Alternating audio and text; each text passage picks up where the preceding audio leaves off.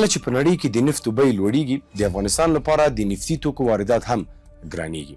د پټرولو او ډیزلو بیه یوازې د موټر چلوونکو ستونزه نه ده بلکې د ټول اقتصاد پر حرکت اغیز کوي.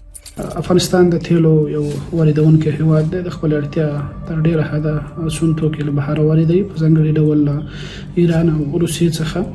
د توکو د انتقال لګښتونه لوړیږي، د کرنې ماشینونه اغیزمنېږي، د تولید لګښتونه زیاتیږي او په پای کې اغیز د خلکو تر ورځني ژوند پورې رسیږي.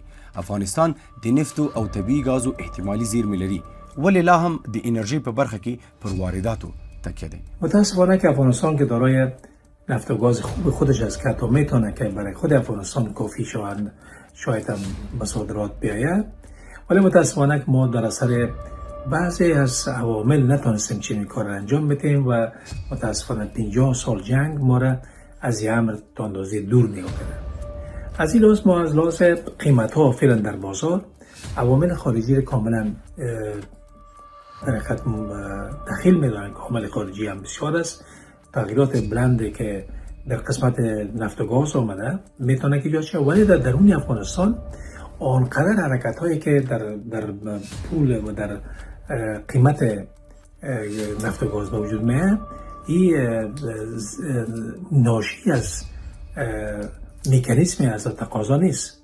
این در حقیقت اونمو قیمت های اخباری است که نیوز پرایس که میگن مربوط به او میشه.